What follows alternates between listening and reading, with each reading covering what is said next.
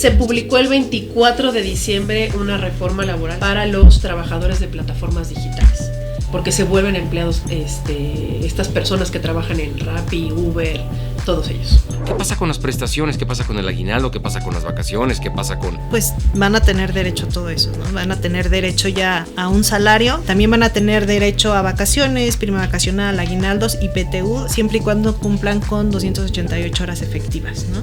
Porque antes la plataforma podía decir, no, espérame, yo solamente soy una plataforma, es el señor Pedro Páramo y voy a buscar al señor Pedro Páramo. Ahora ya no, ahora es tu empleado, tú respondes por lo que haya hecho tu empleado. También viene un reto para las plataformas en el sentido de hacerles exámenes a estas personas.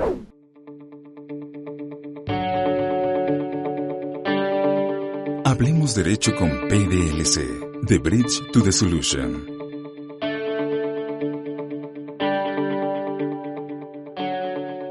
Hola, ¿qué tal? ¿Cómo están? Gracias por sintonizarnos. Yo soy Mauricio Portillo y esto es Hablemos Derecho con PDLC.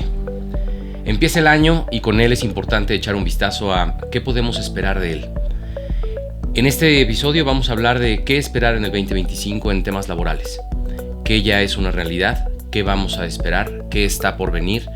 Y para eso nos acompañan dos grandes amigas, Cristina Martínez, socia titular del área de Derecho Laboral de PDLC. Bienvenida, Cris. Gracias, Mau. Y Marla Rida, consejera de PDLC, igualmente en el área de Derecho Laboral. Marla, bienvenida. Hola, muchas gracias, Mau. Cris, hemos ya tenido algunos capítulos, ya hemos platicado un poco acerca de ciertas reformas, de ciertos cambios.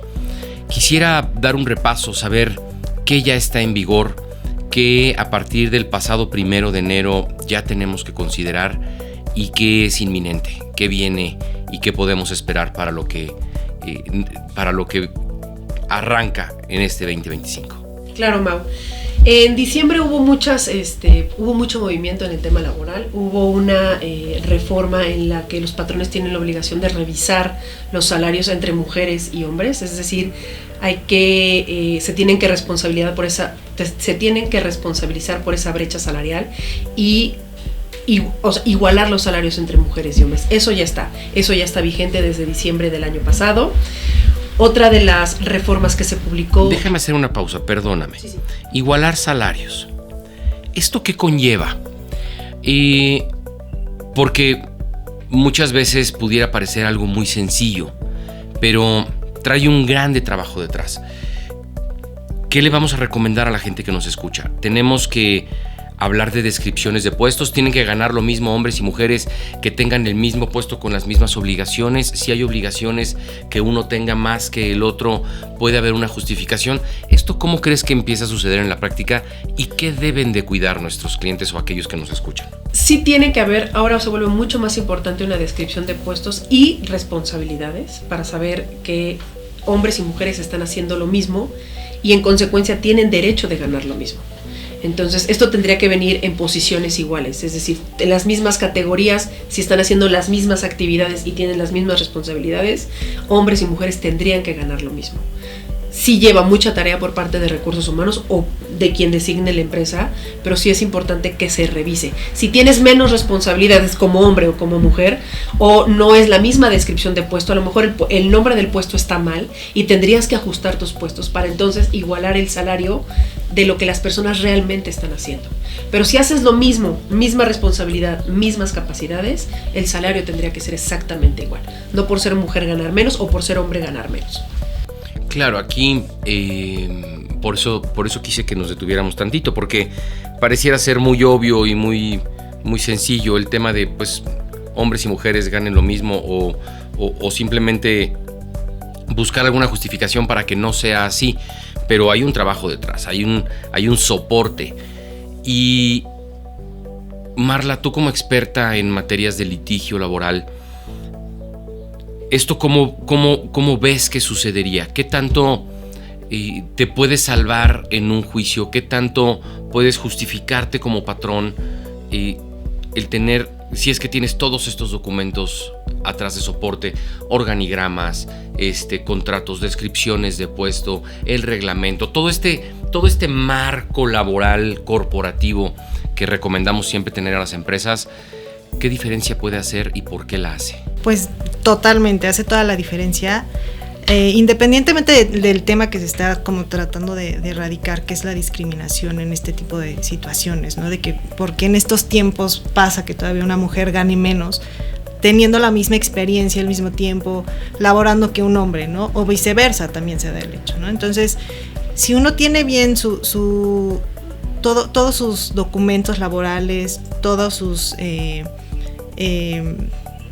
todo su archivo laboral, ayuda muchísimo. En una inspección laboral eso es lo que se va a ver reflejado, ¿no? ¿Qué tiempo lleva laborando? ¿Qué salario tiene? ¿Qué prestaciones le pagas a ella? ¿Qué prestación le pagas a él? Si no tienes nada de eso, pues evidentemente te haces acreedora a multas, ¿no? Entonces es muy importante todo este tema de prevención, en donde nosotros somos muy insistentes, ¿no? No nada más esperar a que llegue una demanda, sea del tema que sea. El tema de prevención siempre es muy importante, ¿no? En este tema y en todos los demás. Entonces, si tú llevas bien totalmente adecuado el registro de tus actividades, las descripciones de puesto, de salarios, antigüedades, pues sí va a ser totalmente la diferencia. Pues es que pareciera que hoy más que nunca esto es un seguro. Tienes que invertir en algo que ojalá nunca utilices, pero que el día que algo suceda, sin duda es mejor tenerlo que no tenerlo, porque te puede costar inclusive más que lo que te pudo haber costado el haber contratado a alguien para que te ayudara a documentar todo lo que tiene que ver con tu estructura laboral.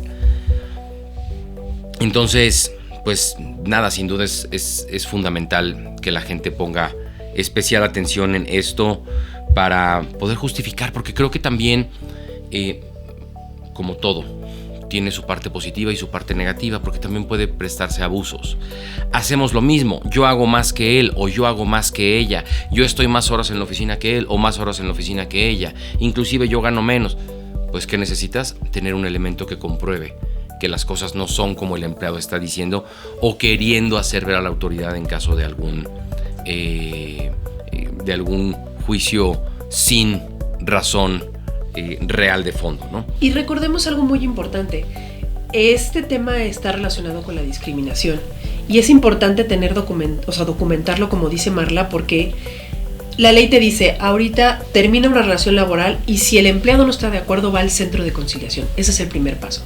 Pero si se trata de un tema de violencia o de discriminación, no pasan por el centro de conciliación.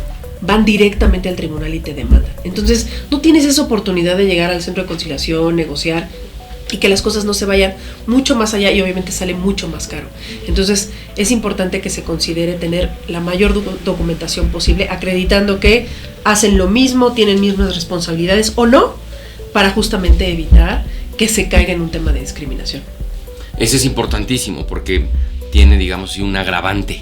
Correcto. Entonces el proceso es más expedito, el proceso es más rígido hacia el patrón. Entonces, con mayor razón, creo que es algo que tenemos que cuidar. Cris, ¿qué otra cosa nos ibas a contar después de eso? Se publicó el 24 de diciembre una reforma laboral, se incluyó un nuevo capítulo en la Ley Federal del Trabajo para los trabajadores de plataformas digitales. Se dieron 180 días para que todos aquellos que tienen una plataforma digital y trabajan con personal que hasta hoy no era un empleado, se pongan en orden para contratarlos dependiendo. Hay muchos requisitos que podemos platicar en un ratito, pero ya está, pues hay que ponerse a trabajar, a documentar, a revisar, porque se vuelven empleados estas personas que trabajan en Rappi, Uber, todos ellos. Cuéntenme algo, ¿ya se publicó y ya entró en vigor o cuándo entra en vigor? En junio. Junio de este año. A ver, aquí sin duda tenemos material, porque van a ser empleados, cosa que siempre se buscó que fuera en el sentido contrario. Siempre se buscó alejarlos del régimen laboral. Habrá quien pueda estar de acuerdo, inclusive dentro de los propios operadores, usuarios de las plataformas, y habrá quien no, habrá quien sí quiera tener que pagar y entrar cada vez más a la formalidad y pagar sus cuotas de contribución social y demás, y habrá quien no. Pero más allá de eso, cómo poder regularlo y saber cuál va a ser el efecto que tenga sobre todo en los juicios, porque son un universo de personas trabajando en estas plataformas. Entonces, número uno, ¿qué nos dice la ley? ¿Cuáles son los requisitos, Marla, para que realmente pueda ser considerado un empleado? ¿O todos son empleados? Lo que establece, no, se van a considerar empleados y trabajadores eventuales, que es como lo están dividiendo ahorita. Y la característica principal es que cumplan con una jornada laboral de 36 horas efectivamente elaboradas, para que tú tengas derecho o considerado como trabajador. Si no cumples esas horas, pues entras en la categoría de trabajador eventual, ¿no? De igual forma está el tema de... ¿36 horas cada cuánto? Semanales. Sí, normalmente son 48, pero bueno, aquí se hace un estudio de las horas efectivamente elaboradas. Pues en una hora normal a ellos les están tomando efectivas 45 minutos y toman 15 minutos en lo que toman el pedido, en lo que hacen la entrega, etc. Entonces a ellos efectivos les están tomando 45 minutos, se hace el estudio, el balance y entonces arroja un total de horas efectivas a la semana de 36 horas, ¿no? Okay. De igual forma, debes de ganar mínimo un salario vigente. Si ganas menos de eso, igual entras como trabajador eventual. Sin embargo, la responsabilidad para el patrón es lo mismo. Si tú no estás considerado como trabajador y eres trabajador eventual, ¿por qué no cumples con el salario mínimo vigente? ¿Por qué no tienes las horas que se establecen? El patrón tiene la obligación de pagarte el seguridad social, ¿no? En caso de algún accidente. Eso de entrada, ¿no? Esto que mencionas es importantísimo, Marla, porque vamos a pensar que son trabajadores eventuales, pero como patrón no decides cuándo el empleado va a trabajar y cuándo no. Entiendo que a un empleado eventual, cuando tú lo contratas, tú tienes la obligación de darlo de alta por el evento. Aquí, ¿cómo lo vas a dar de alta si tú no decides cuándo es el evento? ¿Cómo vamos a controlar? Vamos a pensar que yo no he utilizado mi plataforma, yo tengo que... hoy tuve tiempo, hoy tuve ganas de trabajar, hoy necesito más dinero, prendo mi plataforma, me mandan llamar, hago un pedido o voy por alguien o hago lo que sea en cualquiera de las plataformas y tengo un accidente. Es un sábado en la noche. ¿Qué pasa con el patrón? ¿Qué pasa con el lo diste de alta, no lo diste de alta? Vas a tener que utilizar este tema de lo puedes dar de alta con 2 días retroactivos a través del portal. O sea, ¿qué va a pasar en ese caso? Porque puede pasar mucho más veces de lo que lo imaginamos. Entonces, ¿cómo poder regular este tema de los eventuales y el tema del seguro social? Ahí va a estar complicado. De hecho, el seguro social todavía, una vez publicada esto ya que entre en vigor, pues va a tener su periodo de prueba, ¿no? Su piloto. Y en ese periodo de prueba es justamente donde van a establecer cómo se va a cuantificar el salario, bajo qué salario se va a hacer todo eso de la prestación. Y sobre las horas también, ¿no? Entonces, porque pues, ahorita es como que complicado saber cómo lo van a manejar, ¿no? Si bien hablan de que va a ser un algoritmo que tiene que ser muy claro y que sobre ese algoritmo se van a estar especificando las horas efectuadas de trabajo, bajo qué plataforma estaba, porque también tienen esa libertad, ¿no? De conexión y desconexión cuando ellos quieran. Ellos van a fijar su horario, pero también pueden trabajar para varias plataformas. Entonces, ¿cómo saber en qué plataforma estaba laborando cuando ocurrió el accidente y cuántas horas estaba laborando para esta, en qué momento se desconectó de esta para pasarse a la otra? O sea, va a ser un proceso de adaptación y en el que los patrones o los que gestionan estas plataformas van a tener que implementar muchísimas estrategias nuevas, ¿no? Justamente para tener ese debido control, tanto de horas, conexión, desconexión, servicios prestados, salarios, y sobre eso es que se va a poder cuantificar un salario, ¿no? Y tener mucho cuidado con los abusos. También. Porque sabemos que muchas veces este tipo de reformas son una ventana de oportunidad para ciertos abusos. Bueno, y retomando un poquito, el IMSS también tiene que evolucionar.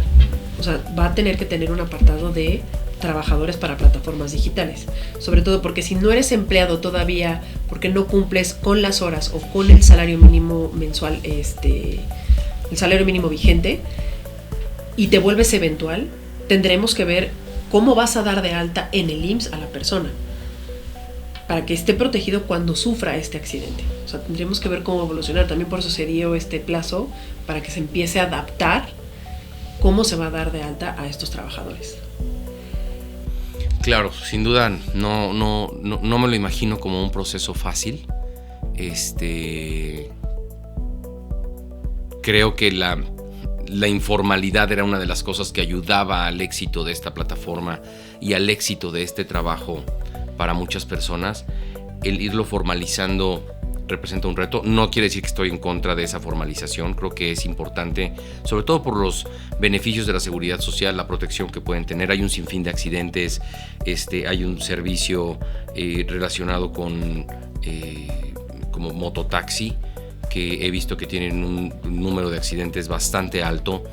Entonces, está bien interesante empezar a ver cómo esto se va a ir regulando. Ahorita que hablaba del tema del mototaxi, pues entonces eso en automático nos lleva a que en una motocicleta van 2 personas. Pero ¿qué pasa con los que reparten productos y que también son 2 personas y que uno no es cliente? Uno es el ayudante del principal. ¿Eso cómo lo ven? ¿Eso qué anticipan que pueda pasar? ¿Por qué? Porque es muy práctico. Llevo a mi pareja, a un familiar, a un amigo, a quien sea en la parte de atrás, y mientras yo me quedo en la motocicleta o en el coche, tú te bajas por el pedido y luego tú lo entregas y luego tú haces. Entonces eso te permite mucha agilidad para poder trabajar más en más pedidos. En cambio, tendrías que ir y estacionar la moto o estacionar el coche y pagar el estacionamiento o pagar el parquímetro. Entonces la dinámica es diferente. Pero ¿qué va a pasar con ese acompañante? Yo creo que no va a dejar de existir el acompañante, simplemente la plataforma no será responsable, y al momento de firmar, porque tienen que firmar contratos laborales, seguramente se pondrá alguna cláusula de exclusión si decides tener o traer un acompañante contigo. O sea, porque todos van a tener que firmar contratos laborales. Ya no nada más es el contrato con la plataforma, tienes que tener un contrato laboral. Entonces, ¿seguirá pasando? Sí, esta persona no estará protegida. Vaya, pues sin duda son muchos los retos. Pero sigamos escarbando un poquito en lo que va a ser la figura del empleado en estas plataformas. Ya vimos que los horarios pues los tendrá que poner el empleado. Hablábamos de los accidentes de trabajo. ¿Qué pasa con las prestaciones? ¿Qué pasa con el aguinaldo? ¿Qué pasa con las vacaciones? ¿Qué pasa con la prima que generan? ¿Qué pasa con PTU? O sea, ¿qué pasa con todo lo que está alrededor de la figura de empleado? Pues van a tener derecho a todo eso, ¿no? Van a tener derecho ya a un salario. De hecho, una de las obligaciones también del patrón es que semanalmente les van a tener que estar expidiendo un recibo de nómina. También van a tener derecho a vacaciones, prima vacacional, aguinaldos y PTU. Lo del PTU lo están manejando siempre y cuando cumplan con 288 horas efectivas, ¿no? Esto en proporción al estudio que se hizo de las horas laborales de 36 horas semanales, pero ya van a tener derecho a eso. Todo eso se tiene que especificar en un contrato que va a tener que estar registrado ante el Centro Federal de Conciliación y Registro Laboral. Ese formato debe estar acreditado o avalado por el centro, y en ese contrato se tiene que especificar todo ese tipo de prestaciones a las que ya van a tener derecho, ¿no? Independiente de la seguridad social. Claro. Wow. Finalmente, y ahorita lo mencionabas, Marla, hay múltiples plataformas. Entonces, vamos a pensar que pudiera ser fácil saber para cuál estabas trabajando, porque fue la que tenías activa, estabas en un trayecto, qué sé yo. ¿Qué pasa si vamos a pensar que eres del servicio de transporte, como un taxi, y te vas en Uber a X zona del país, a X zona de la ciudad, que allá te llevó la persona que salió de fiesta y lo llevaste a su casa y llegaste a X zona? Y dejas de trabajar y apagas a esa aplicación cuando dejas a esta persona y cambias a la plataforma de al lado, porque es ahí donde tienes ahora un llamado. Pero algo pasa en el trayecto. ¿A dónde voy? ¿Dónde termina la responsabilidad de uno y dónde empieza la responsabilidad del otro? Si nos vamos a una relación laboral tradicional, pues los patrones somos responsables desde que los empleados están camino a mi oficina o cuando salen a alguna diligencia en el trayecto. ¿Qué pasa aquí? ¿Qué pasa si hay un asalto? ¿Qué pasa si hay un choque? ¿Qué pasa si hay cualquier situación en ese trayecto, pero de regreso? Pero entonces activaste otra aplicación y te vas a decir, oye, yo es que ya no sería mi responsabilidad porque no sé dónde ibas a estar. En fin, creo que son este tipo de detalles los que vale mucho la pena analizar. Y no sé si viene algo en la ley, no sé si viene algo en la reforma. No se menciona nada de eso, únicamente mencionan el derecho a la conexión y desconexión, el derecho que van a tener de trabajar para diversas plataformas, y ahí también son bien claros en decir que los usuarios o los beneficiarios de estos servicios no se van a considerar como responsables solidarios. Nada más van a ser responsables los patrones o las personas físicas o morales que estén gestionando estas plataformas digitales.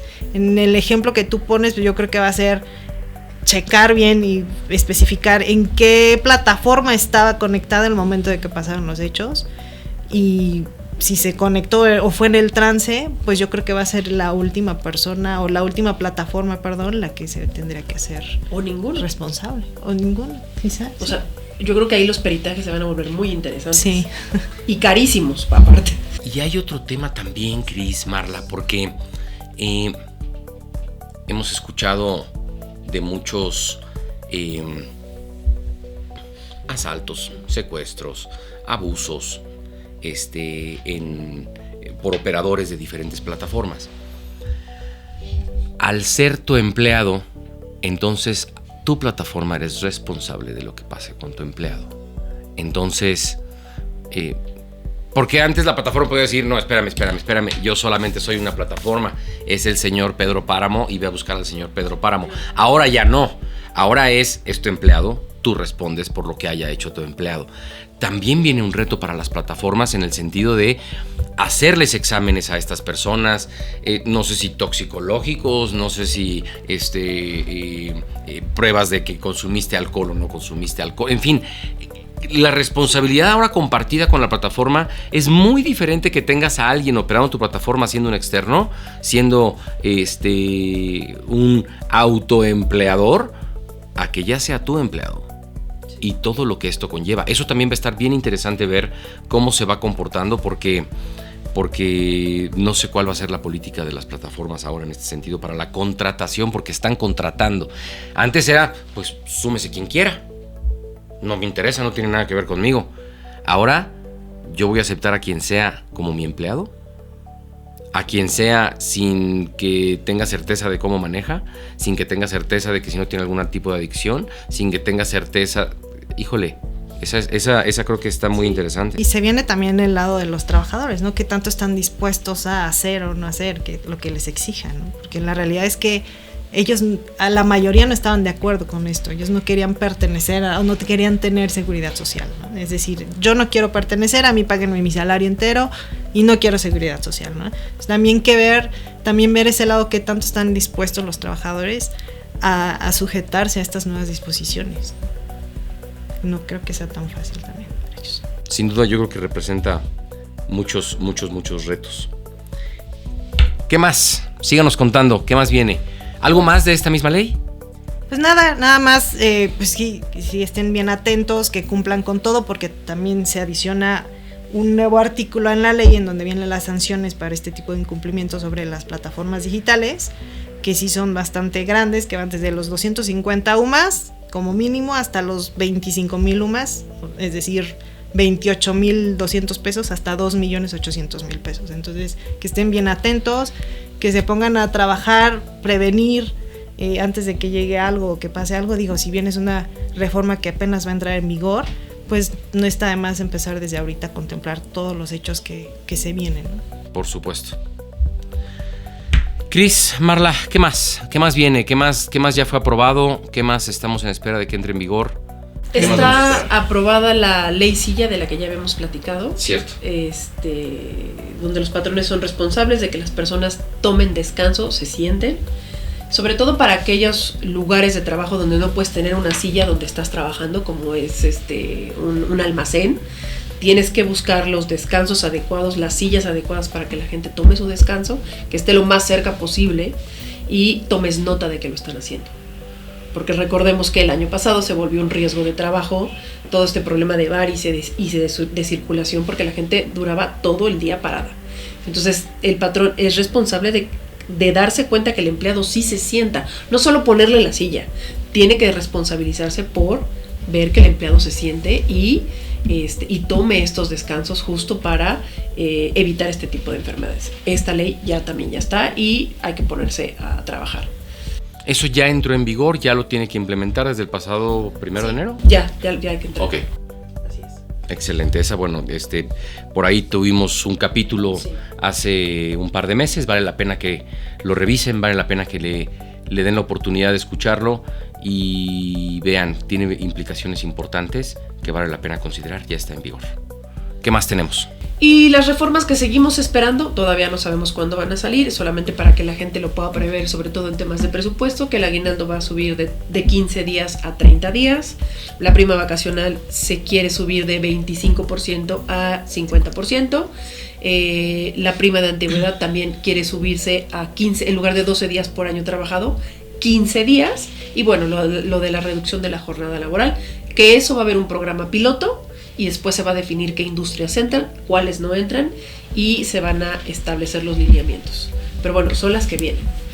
Pero hay una sobre todo que es importante y que los patrones tienen que empezar a ver y a prever, es el tema de los presupuestos por las reformas que vienen al incremento al salario mínimo.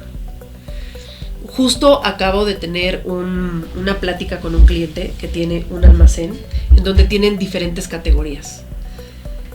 No habíamos analizado y no habíamos visto que el incremento de la última categoría, que es el nivel más bajo, subió un 12%. Pero ese 12%, Mau, se comió las dos categorías de arriba.